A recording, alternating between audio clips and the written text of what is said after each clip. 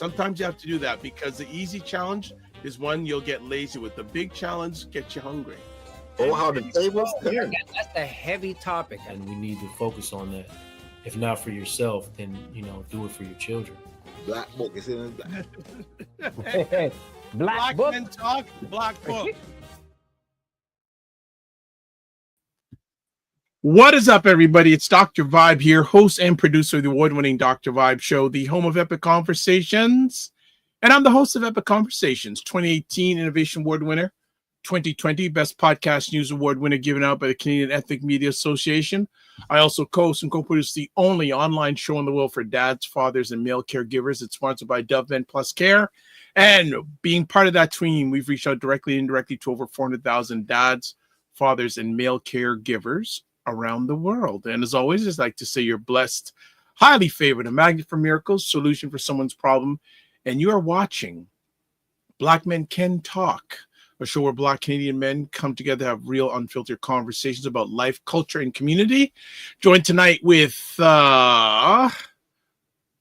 Osborne and Black.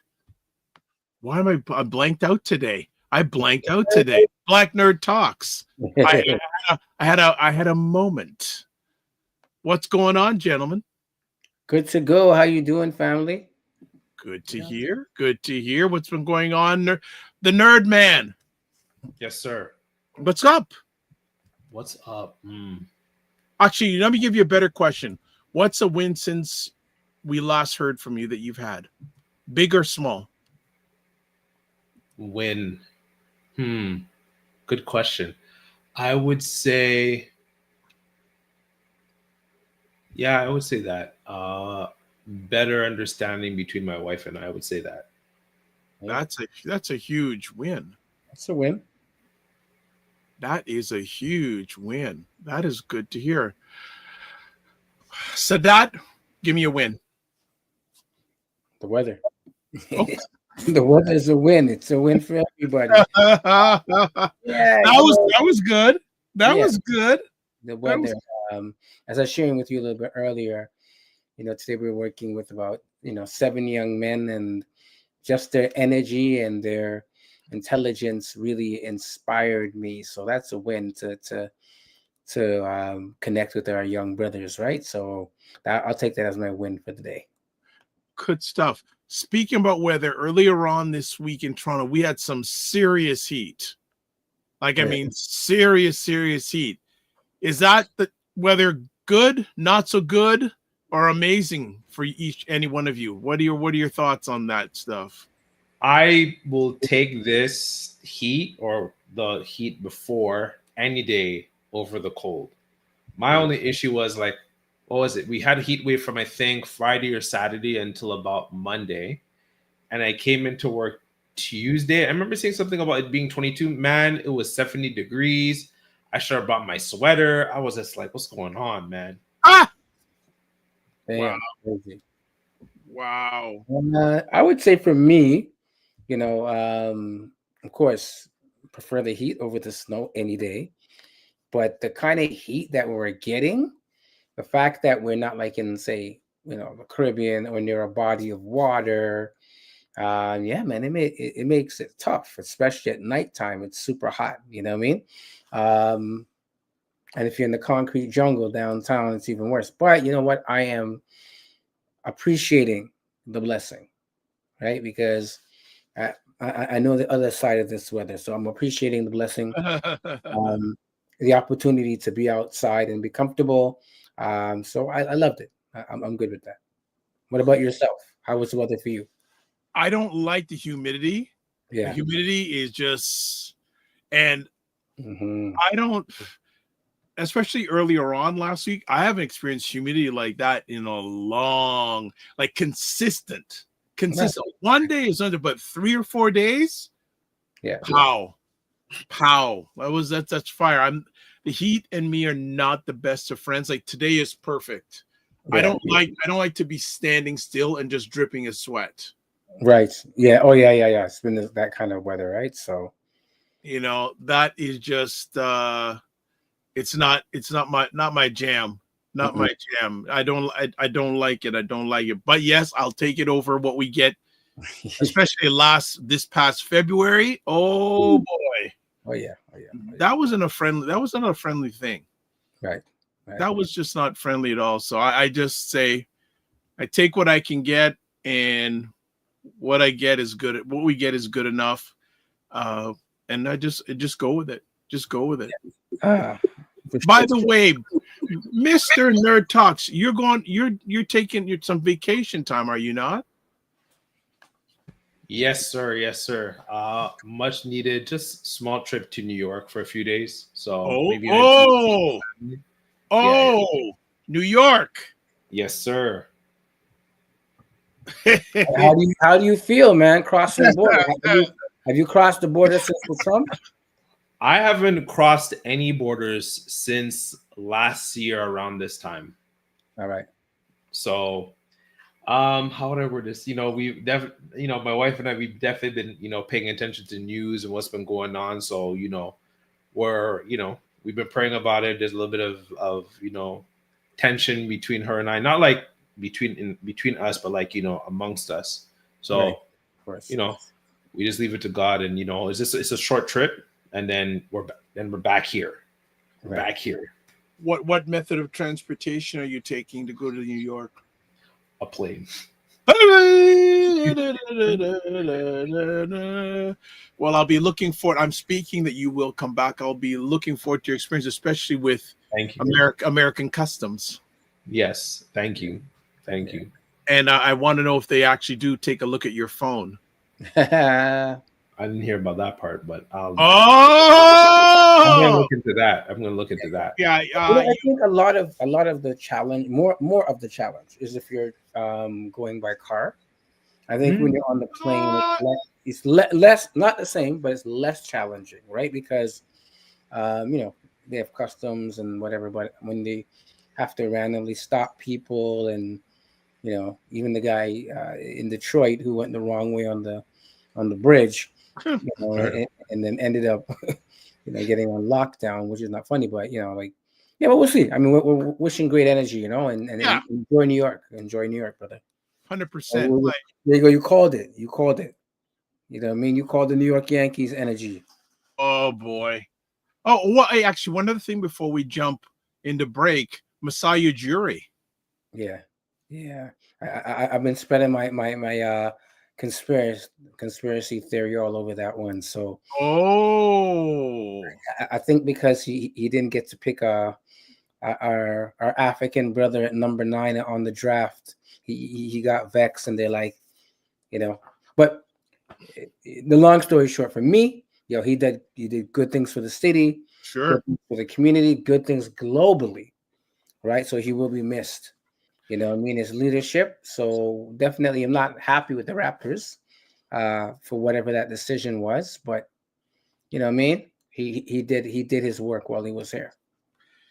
It's interesting. I was looking at one or two things online, and interesting. The commentator said, like MLSC, who owns the Raptors, saying, "Oh well, he does too much stuff, and he isn't keeping focus on the team." I go, really? So that sounds like a little bit of an excuse. Yeah. Obviously, and there have been rumors that him and the head of Rogers, Edward Rogers, didn't get along, and I did know there's been friction with them even back in the past. Yeah, I think there's another piece with it that they have majority of stock now. They didn't have that before. Now they got the majority. Now they can really do what they want to do. Before they had to kind of play the game. So I think this is one of their first moves to indicate this is where they're going, right? And we say, man, it's bigger than basketball, right? What he's done for the community, what he's done for a lot of the young men who've had an opportunity, on the continent to actually not just, play basketball, but better themselves and their families and change some fortunes, right? And put the game on the global scale. They're not really watching those contributions, right? It's bigger than basketball, right? And that's where I think, Rogers being a corporation or whoever that is in charge, they're on that tip, right? Mm. I would Nerd, add, go ahead. Go ahead. I would add also they're not paying attention to those stuff because they don't care about that stuff too, Yeah. No, they don't. Yeah. It's not their priority. Yeah. You know, and it's they don't have to, but they don't. Yeah. Yeah. Yeah. well, it'll be interesting to see, especially um our, and I still consider him our elder Louis Marsh, Mm-hmm. initiative zero gun violence movement, where that stands with the Raptors going forward, because I know that there was a great relationship between him, that organization, and zero gun violent movement, to see how much of commitment Rogers Mm-hmm. Mm-hmm. Mm-hmm. That's a good has, point. Good point. has going forward. We'll see. I think at least in the short term, I think a lot of credibility lost with the Raptors in regards to letting Messiah. But again, it's a business. Right. Long Yeah. and short of it. All right, let's take a 30-second break, and we're going to continue our conversation from last week about the role of care in the life of Blac Men. Abir was here last week with me. Kofi wasn't, so we're going to get him up to speed, and we're going to continue this epic conversation. We'll be back in 30 seconds. All right. Very good morning. It's the best way to start the week with the morning vibe. I think we're looking at social media. Is this real? It's not real, y'all. Like it's really not real, and it's putting a lot of pressure on Black men. And the government is concentrating on giving funding to community organizations instead of businesses. Then you cannot ignore the fact that the American market in almost every single arena is about 100 times larger than the Canadian market. Are back on Black Men Can Talk, and that's we just saw a little snippet of the Morning Vibe, which is on Monday and Friday mornings at 9 a.m. Eastern Time, where we have epic conversations. Let's get down to some business. Please subscribe to the Dr. Vibe Show on YouTube and hit the notification button. Also, like the Dr. Vibe Show on Facebook, LinkedIn, Instagram, TikTok, Blue Sky, and Substack. And advertise your business, product, or service on any of the platforms I'm a part of. Email me, dr.vibe at the drvibe@show.com. Excuse me, air conditioning. All right. And then join the Black Men Can Talk Discord group. Email me at dr.vibe at the drvibe@show.com. And we're continuing our conversation. Last week, we kicked it off with the role of care in the life of Black men. And that because of a lot of demand, we're having a part 2. But Mr. Sadat was not here last week, but I'm going to kick off the first conversation point with you. And we have both of us who were here last week, we handle it. What does care mean to you as a Black man? For me, the two aspects I look at right away is, self-care and external care. I want to start with the external care. Care looks like, for me, folks that are watching out for Black men in their lives, paying attention to ourselves, and following through with some actions, that end up being care, right? So often, I'm going to circle back, to the rationale with this show that Black men don't talk, right? We wanted to create a platform which says Black Men Talk. And often in that silence, there's a lot of talking that's happening, right? Talking is not always a verbal piece like that. So if you're paying attention to the Black men that you care about and you love, and, then you can see or you can hear the talking, even when, no voices are there. And then the other part, and I said, the self-care is similar, but you as a Black man, so as a Black man, paying attention to how you're feeling, what you're thinking, what you're putting inside your body, on a physical level, right? What are you allowing to be in your environment? And all of that, at the end of the day, will lead to you being your best self and your most healthiest self. So, for me, the care is really about the attention, right? And being aware of what is happening with yourself. or others who are concerned about us, or if we're concerned about other Black men, you know, being aware, right? That's where the care really starts for me. Black Nerd, you answered that last week, so I'm gonna go to another transition. Here. What does self-care look like for you? That's a loaded question. Oh, what does self-care look like for me? Yeah, I would say on the first level, being consciously aware of John Henryism. I don't know if everyone knows what John Henryism is. I'll just make a brief breakdown of it. It's the idea. So it comes from the myth of John Henry. I don't know. I think the movie's called Green Mile. It was a big burly black man. It's kind of stemmed from that story where basically it was just during the time of industrialization. Like before in the U.S. we were sent to build railroads, and so the railroad was they started mechanizing it. And so, people got machines to do it. And a man by the name of John Henry challenged the machine in a sense of like people put it to work and to see who can build a railroad faster.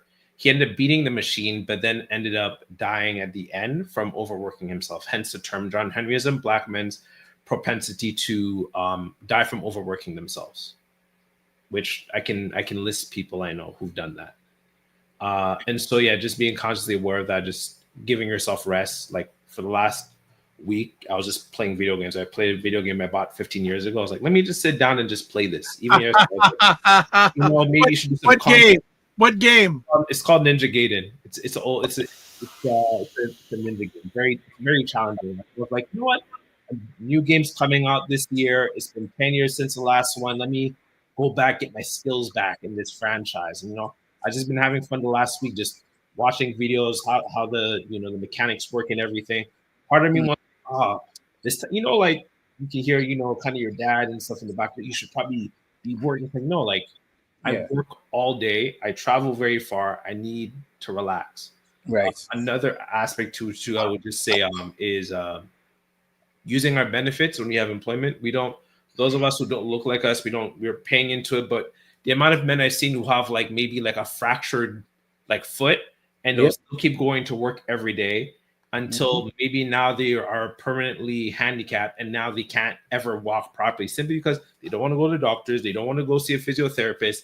They love to, I don't know, feel like there's this sort of false masculine bravado about just suffering unnecessarily through pain, even taking allergy pills, like whatever it is. Like there's certain things you can do to make your life easier, but we just feel like this masculine mindset that I have to live life like, I don't know, like Malcolm X in the 1950s. And unless I'm doing that, I'm not a real man. Yeah. Well, the question is, what is the benefit of benefits if you don't benefit? Good question. And I love you saying that because definitely shout out to my Dwar Crow Rites of Passage sister Chris. That's one of her things she always says is that the amount of us who have benefits and we don't use it. We really don't use the benefits, right? Oh, man, I use them, man. I use them for my physiotherapy. I use it for so many things because if you don't use them, what happens? You lose them. Thank you. And the way companies are these days, they may not be guaranteed forever that you're going to get a new set every year. Of course. So I make sure, especially for physiotherapy and any sort of therapy, I make sure I use them right up. Straight up. Right up. Let me ask both of you, how do you balance caring for others with caring for yourself? What's the saying again? Don't talk about other people's closet unless you clean out your own. I forgot the saying. It's something along that line. So if I haven't done it for me, if I'm not doing it for me, why am I doing it for other people? Straight up. We also have another saying in Jamaica: shoemaker never have a good shoe. Right? And essentially what that means is a shoemaker is always so busy creating great shoes for everybody else that he himself never has great shoes. So I think that's an ongoing challenge that I would say I personally have, is especially both being, a parent and being someone who's a community worker. So working with young people and, other people in the community, a lot of my care is external, right? And the first place I usually go to is, oh, the kids, or oh, you know, family, or oh, community. So I think it's something that I am working on. But I do recognize, again, like, again, the shoemaker never has a good shoe. So sometimes I gotta look at my own shoe, my own care. Is my care looking good? I mean, is it shiny? I mean, is it ready to go out on the road, or is it torn? Right. And I'm not feeling warm, or I'm feeling cold, or things are coming in that shouldn't be coming in. So I think it is the other side of what you were saying, um around, we're always, like, we have the Superman syndrome, but the other part, again, is we don't know how to be um selfish when we need to be selfish, right? It just doesn't align all the time. So yeah, that's how I try to balance it by, you know um I'll say I have enough people around me sometimes that they become like a mirror, saying, hey, yo, bro, are you okay? Are you this and that? You know what I mean? And kind of checking in. I want to, it's a small thing, but I remember last year during the Emancipation train ride. If you haven't been there, we're going to be plugging that event when it comes up. But the city of Toronto, not city of Toronto, but different book lists. And rest in peace, L. Louis used to lead that aspect. And the TTC, where we do Emancipation train ride on the subway, we take over. But I'm mentioning that because when I went last year, I saw Brandon Hay from Black Daddy's Club, and the first thing he was saying, like, "How you doing? How's your heart?" And I'm like, we don't usually greet each other. I'm gonna. It's actually interesting. I'm gonna interject. I actually asked him that a while back, and when I meet a brother for the first time, one of the first things I say is, "How's your heart?" And the thing is, usually it's like, "Oh, I worked out," or "I haven't worked out." I'm not asking about that heart. Mm-hmm. Mm-hmm. Yeah, that's it, right? So even that, like I said, that becomes the mirror, right? Because now you're like, oh, am I really okay? Whether that heart's going to be the physical heart, the spiritual heart, the mental heart, whatever it is, like it becomes a check-in, right? So I think that's sometimes that helps me with my balance, because when I forget, I have folks around me, luckily, or sometimes, that will check in and see how is my care, right? And if you don't have that, as a Black man, we need to move towards that. Yeah, that needs to change. That needs to change right quick if you don't have that. Mm-hmm. A few things I add on that is why I always ask you brothers when we start, give me a win. Mm. Yeah. It's and when you notice I don't say anything, I just wait. Mm-hmm. And I'll be honest here, the longer I have to wait, the more I get concerned. Mm-hmm. And I don't mind the professional wins, but I love the little personal wins. Mm-hmm. Yeah. Those, that's become, and I've begun doing that with everybody I chat with almost now. I always ask them, give me a win. Yeah. Yeah. It's important, man, because sometimes we have to really, do the work to cling on to the things that are well, you know what I mean? And like you said, it could be small things, but a win is a win. Right? Let me move on the conversation here, asking both you, are there any cultural or social barriers to self-care for Black men? Yeah, I think I mean I could go first. I mean, I think it's similar to what I was saying, that culturally and socially, showing any type of need for care is often discouraged for Black men. Whether we, it's coming from others or it's coming from ourselves, or it's, like, brethren, just walk it off. But you can't walk off mental hurt. You know what I mean? Just shake it off, right? And that comes from a legacy, right? Because we definitely, during times of the Ma'afa or slavery, we had to walk it off. We didn't have time to pause and really think, are we okay? Or have time to actually intentionally engage in care and self-care.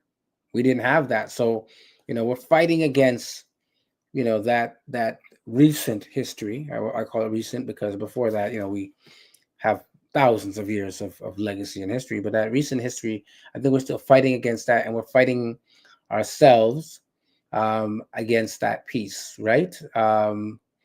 So yeah, that becomes a barrier that folks don't think that, or we don't think that we should be allowed to engage in care for ourselves. Greetings, Kofi. Peace, brothers. Man, I've been listening in on the journey, so I'm glad to be able to chime in. Good to see you, brothers. Good. Since you're here, we're going to get you right into the conversation. We have a question for you. Are there any cultural or social barriers to self-care for Black men? 100%. 100%. Cultural social barriers. I think that starts out young. I often share these stories of going into community centers, these various institutions, libraries, whatever the case may be, and even shopping, right? So shopping while Black scenario, and we don't feel welcome in those spaces, and that starts out young. So you look at how that affects you socially. You start to think that your worldview, when you were told to go here, go there, you can do this, you can do that, starts to go like this, right? It starts to get smaller and smaller and smaller, and you start to relate to more of just your own small neighborhood, your small group of people, maybe your family, whatever the case may be. When sometimes other cultures are looking at this community as being their own, right? Community centers theirs, libraries theirs. They could show up. Listen, if there was an emergency situation, they're going to quickly call their friends, the police. The list goes on, right? Our list tends to shorten. So as we get older, I think we often hold on to those same things. So when it comes to our children, think about conversations we have with our Black boys, and the things we tell them in terms of being safe when you leave the house. And I'm not saying we shouldn't have those conversations, but when those conversations predate the ability to explore, then you have a lot of afraid children, or you have rebellious children. It's like two options. So I think from a cultural and social perspective, it starts out young. The seeds are planted, and then you go out into the world. You go into post-secondary, and the options that maybe were clear to other people, you don't think of. So you don't think of joining the clubs in the school that are going to make you, aspire in a certain way that you could put on your resume. You don't join those, you don't join even a community organization sometimes, right? And it started out with going to the communities that are having a bad experience, going to the library, going to all these spaces that you were told are for you, but it closed your worldview. Now, what I will say is that some of that is changing. Like I just literally, came from a showcase by a Phoebe Group, which is a group out in Durham, which again, like 10, 15 years ago, didn't exist, right? Drum, dance, storytelling, African culture for children is 4 or 5 years old, ranging up to, into your adulthood.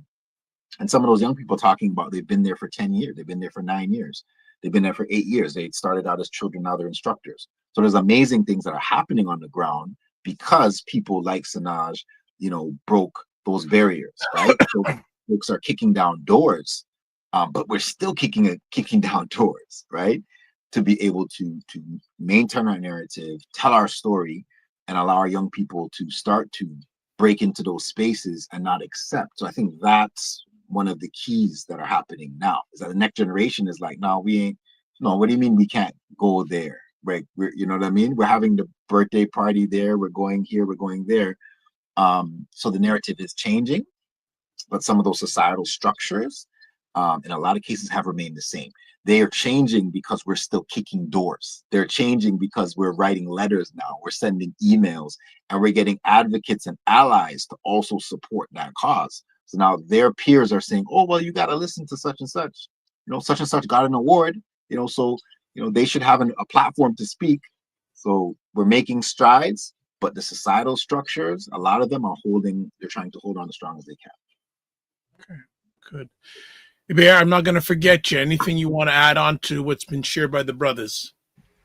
Yeah, I was just going to build off of what Kofi Sadat said. I do think, so culturally, I would say it's survivalism. A lot of what we do is based on survival. We're people that have been colonized and enslaved, right? So a lot of our culture is entrenched in that very long period of history that technically is still going on until today, right? If not, people will be making such a big deal about the Sahel, the presidents of the Sahel state, right? They'll be making a big deal of Burkina Faso and everything.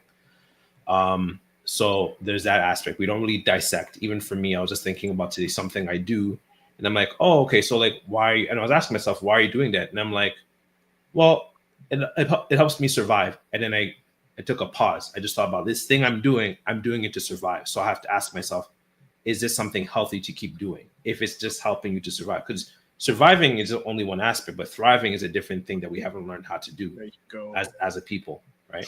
True. And then I would say societally, for a lot of us, I would speak specifically, as about Black men, as I am one. A lot of us are sort of looking for pathologized, right? And just as Kofi Morris was saying, we're having more control of our media. We're able to kind of show who we are and show the full spectrum of our humanity. But for the longest time, right? Like you think of, Black men, you think of what's it called? Cops, the TV show, right? You think of the super predator, right? So how could this, for lack of this monster deserve rest? He has to prove himself first that he's not a monster before he can even talk about the idea of rest and how he's potentially deserving of it. Yeah. Nice. True. Nice. Potentially deserving. Potentially, yeah.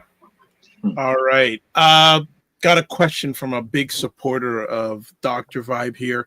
This person wanted to ask each one of you, when you need emotional support, who do you look to provide it in your life?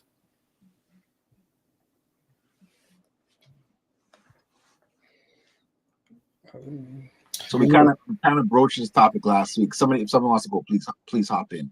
We kind of broached this topic last week. Okay. Well, you know what? Let me jump to another one then. Let me just ask. Cool. No, it's cool because brother Paul didn't get to speak to it, right? I'll let Paul get to speak to it. Then we'll move to another conversation. All right. Yeah. It sometimes depends the environment. I definitely say, a lot of emotional support I do get from my partner. In terms of the things that are below the surface and maybe not everybody sees, we have a lot of conversations around that piece. I would say my siblings as well. I don't see them as much, but I know that when it comes down to it, and there's always something special about the sibling relationship, because they know certain things. They've seen you. I'm the youngest, so they've seen me before I even knew me. So I would say those are probably two places that I would go to first. But also, like I said, over the last couple of years, open to therapy as a Black man as well, right? So yeah, but my partner, my siblings are probably my real go-to when it comes down to this. Okay. So then let me ask this question from the same person. Do you find, and this for everyone here, do you find other men a reliable source of support? Are you talking about that one more time? It's everybody here. Everybody here. Could you say that one more time? I don't know if it's me lagging or not. Okay. Do you find other men a reliable source of support? If it wasn't for other men in my life that I grew up with, I probably would be insane right now. Wow. To be honest with you. Wow, that's a powerful statement. They've helped me down. They've helped me down. There's a lot of stuff I've been through in my short time on this earth, and without them, I don't know where I would be. Yeah, I would say, yeah, I agree. I agree with that sentiment. Having a good circle of brothers is very important, and I've been able to lean into that.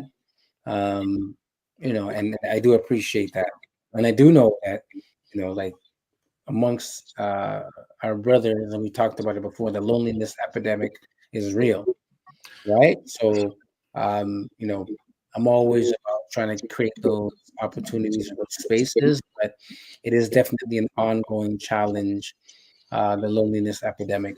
But yeah. Black men are part of my self-care plan, right? Like, I have to speak to my brothers. It's interesting, this question, because I'm wondering the lens that some folks are seeing it from. Obviously, I can't ask this particular person right now, but it's just interesting. I'm wondering if the perspective is potentially questioned, right? Like, is it possible for brothers to be that reliable to support when it comes to certain things, especially emotionally, because of how the lens might be? People might think that we don't have that capability or whatever the case may be. I don't know if I'm echoing. It sounds like I'm echoing. Yeah, I think you're echoing. Kofi. Do you have another system on, or maybe that vibe? I'll hop out and come back in. Okay. All right. No problem. But yeah, and so that you brought up a subject, which is part of this person has this question, another question this person has, but I think it's a whole other conversation topic about the male loneliness epidemic.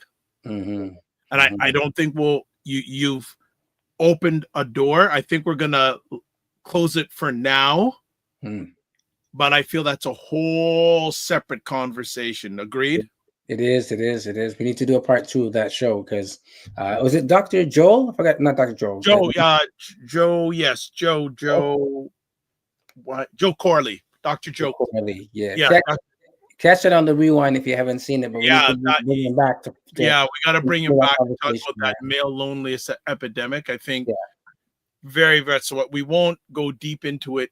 We won't go any further now. But yes, certainly we did a previous conversation. So if you see the conversation with Dr. Joe Corley, but I'm going to reach out to him and see if we can go a little bit deeper on that, because it's a whole conversation in itself.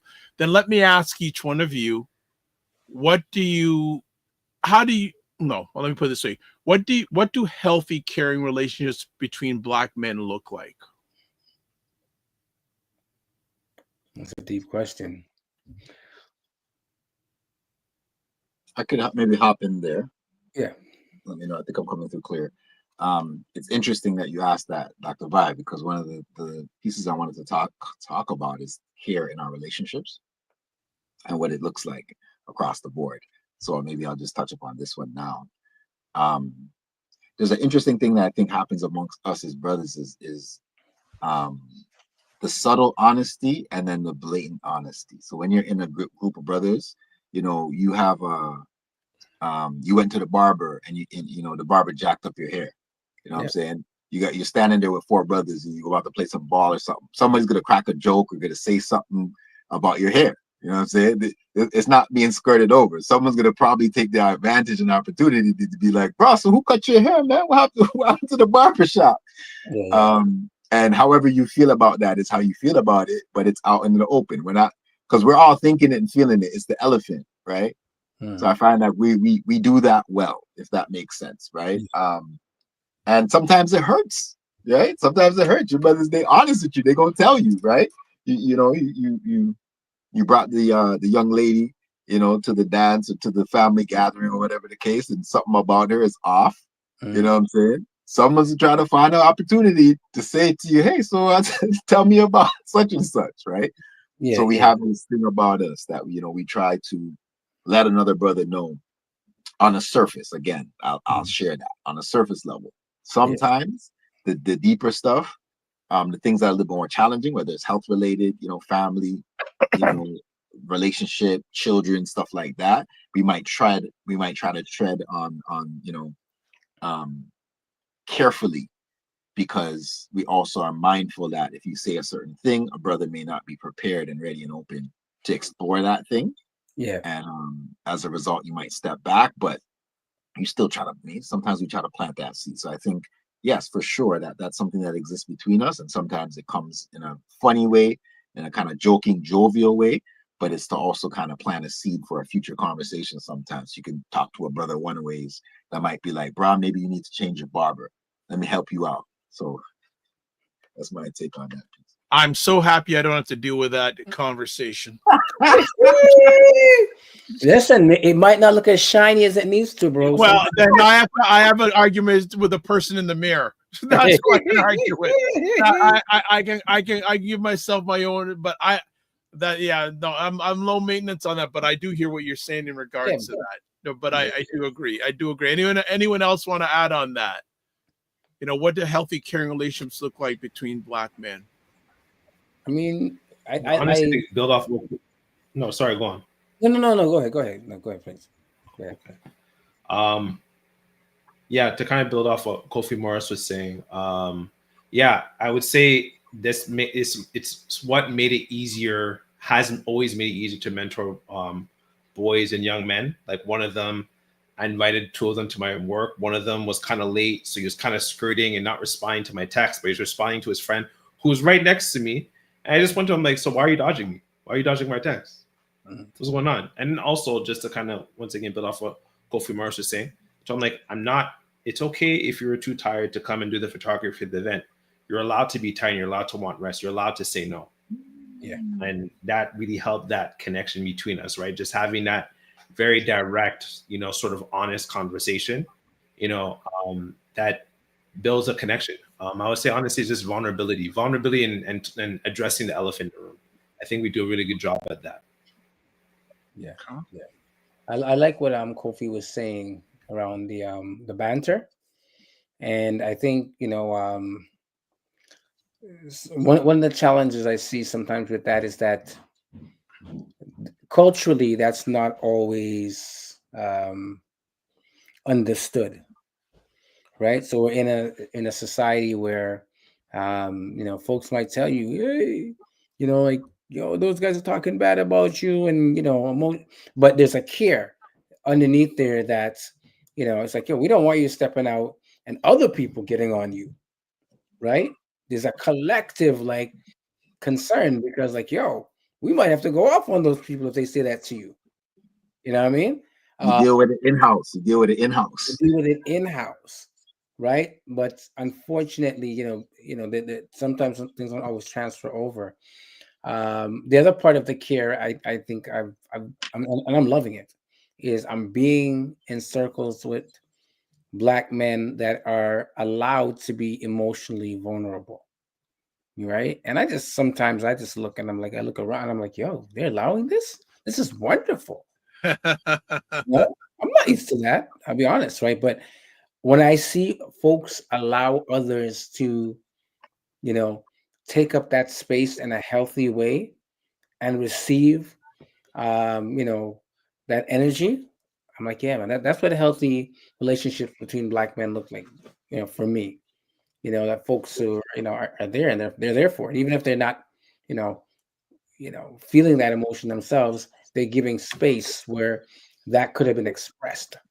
Where before you had to keep it in your mind, or you had to, drown it in some, whatever it is, something else, some other substance, right? So I think that's what a healthy relationship is. That we can allow people to be emotionally vulnerable and not, judging them because, they're able to do that.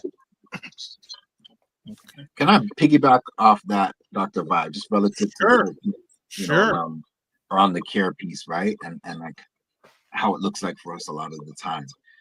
Something that just came to me are challenges in families that we experience sometimes within our families, and then peers and friends and people on the outside that know us and know our family or whatever.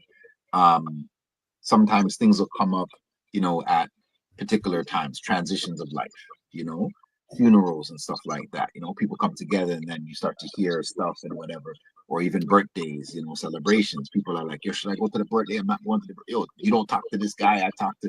So like those kind of scenarios come up. And I think we as men, you know, we're learned and taught to be problem solvers. So I think when we're in scenarios where we don't have the solution to the problem, we are apprehensive, right? We don't want to jump in. So we're like, yo, that as soon as you hear a certain thing that's kind of like out there a little bit, it's like, how do we touch that? I think we pull back a little bit. And it's part of our conditioning because we want to solve the problem. But if you haven't been given those tools by the fathers and the uncles and the people around you to address the touchy subjects, the relationship stuff, you know, the parental stuff, we don't touch it. And I think it ties back to that care piece in terms of how we were cared for in particular circumstances and either taught the tools or not, right? Given the language or not. And then we bring that into adulthood. So like most men, if you could say, like, you know, talking about life insurance, it's you don't want to go there, do you? Touchy topic, right? Do we like should that be a touchy topic? No, but I guess what? When that GoFundMe comes out, when the person from community dies and the GoFundMe comes into your email and your text and your WhatsApp, and you do that thing, you make that, you have that response because you're like, yo, how is this? How did this person not have? You mean you know all this that they didn't have life insurance, or what happened to the life insurance policy? So touchy subject, but how do we shift that? How do we change that? I think it's going back to what Black Nerd said about vulnerability and going into those uncomfortable spaces and asking the brethren, yo, brethren, you got like 3-4 children. Like, are you good? Hello. Are you good? Because I know a guy. You know, we all know a guy that sells insurance. Eh? Don't get it twisted. Well, look, I know a guy who sells insurance. I know, I'm not gonna get too deep, but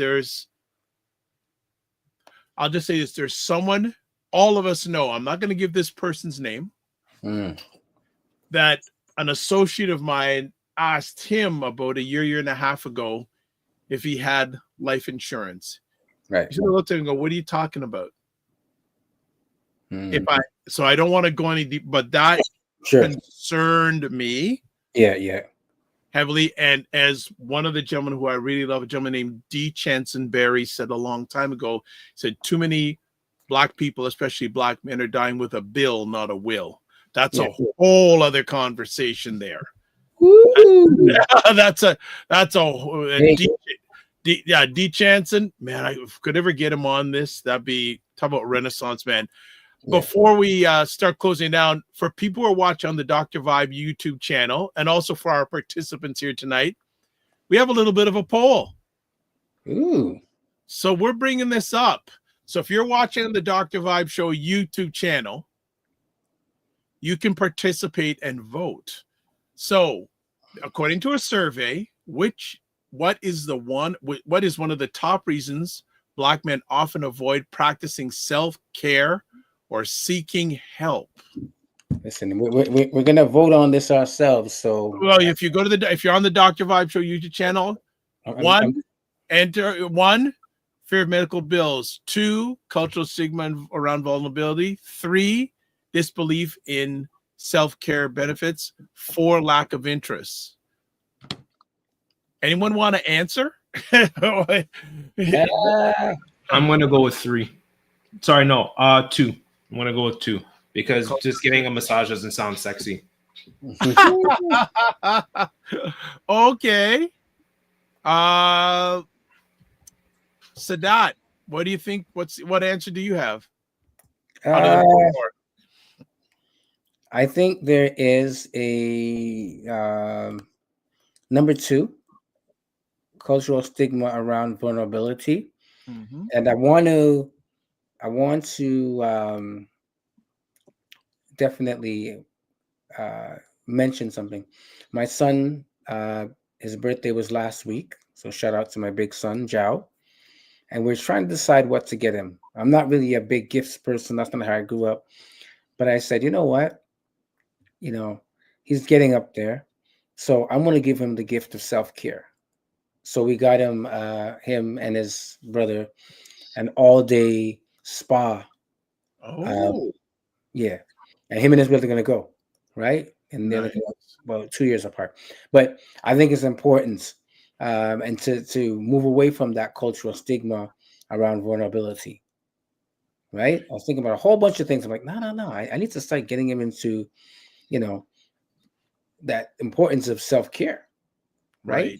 So yeah, so I think number 2 would be, and I'm voting. You'll see. Well, you got to vote on the Dr. Vibe Show YouTube channel, by the way. I'm jumping in, bro. I'm jumping in. Okay, Kofi, which one do you feel? So I'm gonna go with the piece that ties the self-care into the clinical space, whether that's a therapist, and that could even be an occupational, like a physical therapist because of an injury or whatever. I'm gonna go with the disbelief in the ability, because I've heard it from the mouths of men sometimes to say, like, what's that gonna do for me? How's a therapist gonna help my situation, my marriage, my this, my that?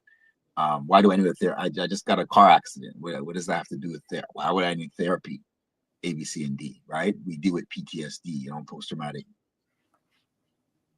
stress disorder. And sometimes there's a lack of belief that the symptoms that we're facing are real, and like they should be addressed professionally, right? Okay. Yeah. Well, according to this survey, believe it or not, Sadat got the right answer. And also, it's the stigma around vulnerability and the pressure to be, quote, strong, unquote, often prevent Black men from prioritizing their emotional needs. And that comes from a survey done a little while back by the National Center of Health Statistics. But yes, it seems that Black men are not really feel very vulnerable when they don't take part in that in the health thing. So want to thank Brother Kofi for bringing that survey. We have a few more, but time is limited. But we'll do these surveys periodically during every show now to get your interaction. So I appreciate people doing the voting. I think it was a good thing. Producer Matt goes, I'm not from the community, but I know for myself and other men, I know there was a lot of pushback to being, quote, vulnerable, unquote, with our emotions. For sure. I don't think it's just a Black guy thing. For sure. It's right across a lot of it's right across the board. 100% in regards to that, that. Yeah, and actually, Dr. Joe Corley, actually his podcast is called Vulnerability is the New Sexy. I remember that. It's vulnerability. So we're gonna make a request to get Dr. Joe back on, because he dropped some major knowledge bombs. I know we're coming to the top of the hour, so maybe we'll have one more conversation piece. Let me just see. Okay. How can we build more spaces for Black men to care for each other? 2 things. Well, here we go. There's 2 things. It's very simple 2 things. This is why I hold a lot of brothers responsible for a lot of our struggles, but we'll get to that. 1, vocabulary. We have to create the ability to articulate ourselves and our needs. If you bring a mic, I was saying this at Iron Sharpens Iron last session. If you brought a mic to average brother and you ask them, what are your needs? What do you need? What legislative actions do you need today to change your outcome? He couldn't list anything. What changes do you need to see in your relationship? Let me, if I can politely interrupt. Do I have your permission to interrupt? Absolutely. What do you feel the reasoning is for that? So that goes into number 2. Okay. Unapologetic, and I emphasize unapologetic, male-only spaces. If we have the spaces where I can sit down with Kofi Sadat as an elder, and he can give me insight in terms of what challenge I'm experiencing, whether it's a workplace, whether it's marital, whether it's my kids, it completely changes my trajectory. And as he's having that conversation with me, and I have that conversation with Solomon, right? Now that knowledge is passed down. And so as Solomon is getting older, he's 23 right now, but eventually he's going to hit 28. He already has the capacity to articulate his needs. So whether it's when he's entering the workplace, whether it's school, whatever it is, he has the ability to articulate what his needs are. So it's just those two things. I support 150%. The only challenge that I see with that, not even if we create, we're creating those spaces, not even when we're creating more and more. Right. Making sure that it's a safe and brave space, because even in those environments, I'm sure we've all been, there's still a lot of brothers that aren't ready yet. So that's my pushback on that, is like, I see men like complain about it, and it's just like, when iron sharpens iron, I send you the flyer and you don't show up, but you want to complain about, I don't know, women or relationships. You're not even showing up. You're not even supporting the thing you want to see changed. Right. Wow. You're out here, oh, these women, oh, this, oh, what's it called? The divorce courts. You're not even trying to help. That's a challenge. There's a challenge there. That's a challenge. Who else wants to add on? I would add to what you're saying around, I think even in more spaces, positive spaces for Black men, I think it's important to have intergenerational spaces to be added to that. We went, like I said, went to an event with the flowers, Iron Sharp Iron did, a couple weeks back, and some young brothers were there, and the first thing they said was, "We don't do this enough." Well, that was coming from the young brothers that were there, right? They totally enjoyed the intergenerational conversation. They're like, "Yo, this was great, but we can't be." That's part of it. We can't get caught up on the one-offs, right? The one-offs sometimes are more damaging because we open, and then boom, everything's gone, right? So being intentional around, doing it on a regular basis, so it's habit forming. So it's a place I know I can come to. Even if I can't come every week, I can still come when I'm available, right? So I think intergenerational and then regular contact is critical for those pieces. That support network is critical. But again, we can put it out there. We can only hope and pray that Black brothers will take advantage of it. I have an interesting question before we have Brother Kofi close out on this question. I just want to interrupt. Do you feel our brothers need more flowers or more hugs? Is that for Kofi? That's for all of you. I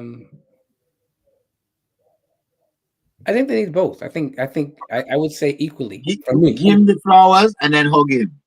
Okay. Or hug him with the flowers. I don't know. Hug him with the flowers. No, but I think both are necessary, and I think it creates an imbalance if you don't have them both. You know what I mean? Because sometimes, the hug is necessary. We got to embrace them, but sometimes you need someone else to shine the light on you. Give you your flower. Yo, Dr. Vibe, you've been doing this thing for over what? 20 years. Whoa, we got to shine the light. No, really. I know we're humble to it, bro, but we got to shine the light. If not you, then who? Received. All right. If anyone else want to add? Both? Both. And yeah, I need your flowers too, Dr. Vibe. Like when I found your channel, I was telling everybody I know about it. In fact, funny enough, last week's episode that I was featured in, one of my friends, my homegirls, she sent me the link. I was just like, I'm going to be in the episode, right? So, yeah, like when I found, like, I would say, like, if I had to pick wins for this year, I would say between discovering you and discovering Dr. Warren Clark has been life-changing for me. Ashe. Well, I'm glad to be put in such high company. There you go. Brother Kofi, you're going to close it off in regards to how can we build more safe spaces for Black men to care for each other? In addition to the word that was used about intentionality and positivity, I'll add sacred, because that addresses the brave and the caring. We need the sacred spaces, right? Which means that it's a non-judgmental space. You can show up as you are. And it's sacred because it's held in high regard and it's protected. I've actually been in circles where there is a co-ed group that broke off into, this is for youth and adults, that broke off into a women's section, like a women's room and a men's room. And that women's room was protected. I'm gonna tell you, it was protected. The men couldn't even go close to it. Where are you going? Like if you came in, if you were in the hallway, they were protecting you. Lockdown. Door was closed. There was like a curtain, right? Nice. African fabric on the door. But for us, sometimes the door remain open. The door is ajar. Right? Where our sister sometimes will get close and like peek. She could peek in because she's interested in the men, just like the men are interested in women. And sometimes the man wouldn't even defend it like how the women are defending. You understand? So we're just used to keeping the door open almost, right? So creating it as sacred means that we are protecting it. It means that we hold it so dear that we don't let others in, so that what needs to be said can be said, and what have you. Intentionality, proactivity, and being non-reactive. We are very, at times, reactive. This whole concept of the missing Black boys. I always make this comment when the missing Black boys piece came out. For those that are not aware, it was broadcast on the news, etc., and they're talking about missing Black boys. So there was a Zoom call. I don't remember. It was like 200 people on the Zoom call. Because once again, it's like, oh my gosh, this is what's happening. We have to respond, right? But there's needs that we know that we have on a day-to-day basis in our community that we could be proactive so that we don't need to wait for the emergency call to happen, right? So being more proactive around creating that space and that sacred space, and having it in different parts of the city, I think it would be key and critical. The flowers, I feel, represent acknowledgement. We talk about, how to actually acknowledge people when they're alive. And then the hugs, for me, like, it represents love. So I think that you can't have love without acknowledgement. So it's part of the reason why the flowers and the hug has to come together, because somebody could give you some flower and this might be the way to give you the flower too, because they're not really want to give you the flower. They're like, you have to give this guy you have to give that guy the flower. You deserve the flower. And they just give it to you, like they just push it in your face like this. You see this? Yeah. Take a picture and we're gone, right? Because there's a vulnerability sometimes that comes with the acknowledgement and the connection, because we are imperfect as brothers. We do have our challenges and our slights or whatever. And sometimes giving the flowers means that, okay, are you supporting everything this guy is about? We've talked about this in the past. Right. Being able to discern, how to support, how to give the flowers and the love, and also be able to have the side conversation, right? Being able to have the honest conversation, because when the cameras are on is one thing, and you take them off, and then sometimes it's a different thing, right?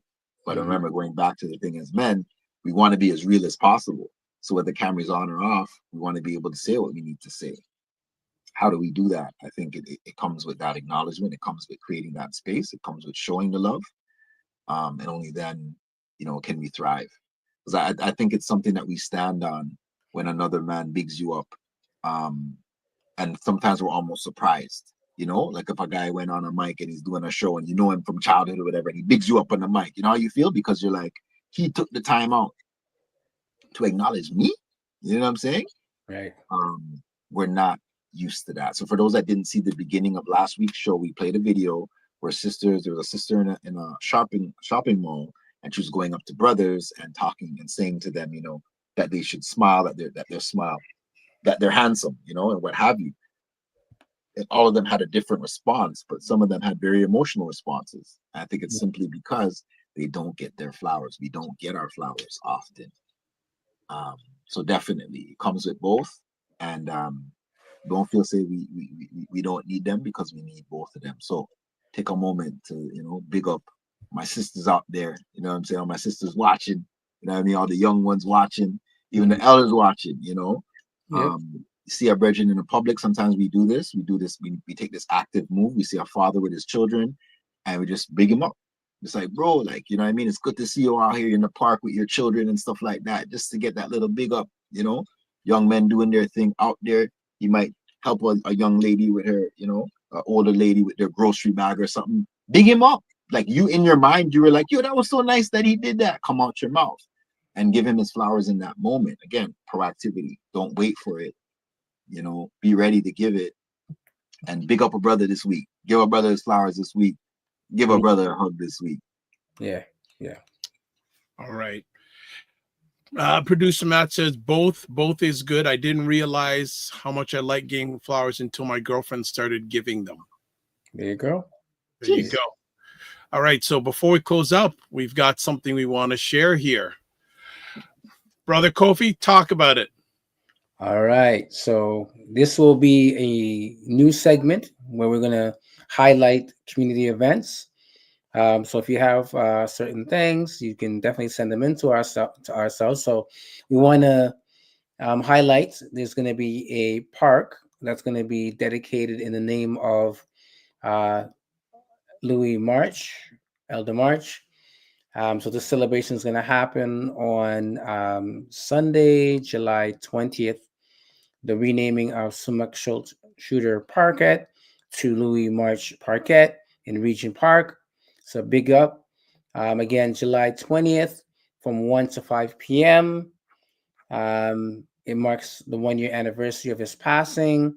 And of course, you know, highlighting the work of Zero Gun Violence movement. So definitely come out. And even as you see it in the flyer, there's flowers that are being given. So we're going to give the legacy of Elder Louis and those carrying the legacy around the Zero Gun Violence movement, the flowers and the support. So definitely look out for that.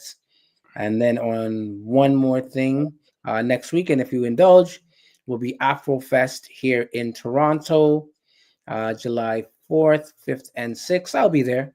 Hopefully I'll see you out there one of these days. Great celebration of African culture, connection of people down by Woodbine Park. So yeah, look out for that. Thank you for those updates, Kofi.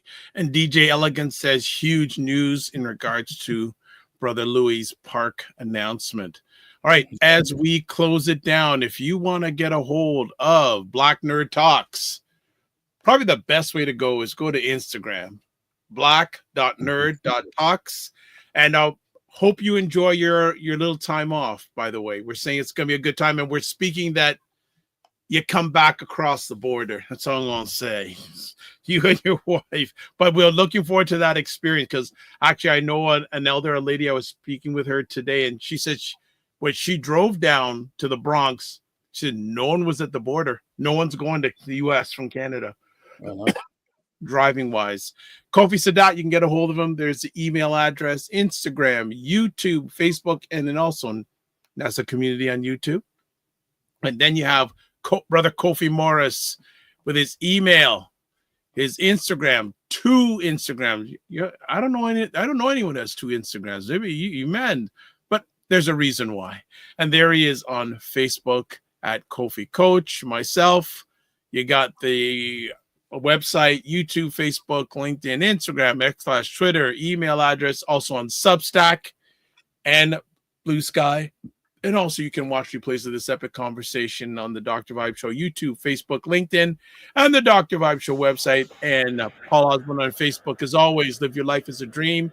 If you can dream it, you can make it. Sometimes you have to get small to get stronger. Block assumptions. Aim bigger, aim better, aim higher, aim wider. Love, faith, and respect. Don't just manage your time, manage your energy.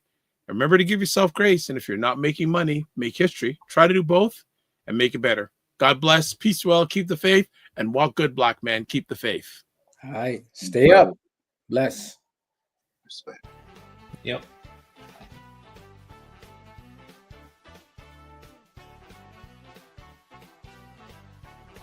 Time that our parents, they're like, I have nothing to teach you. I don't know nothing. And they know my dad's at that point now. It says, That's my point. But I'm saying, no, Dad, you got lots more to give. You know how cold it is when these 2 brothers in their yard. You know that. You know that. You don't know that, bro. You know No that. joke. I know we all have these things, But you know what?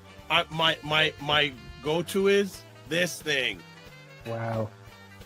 Black book. It's in the black. Black Black book. Men Talk, Black Book.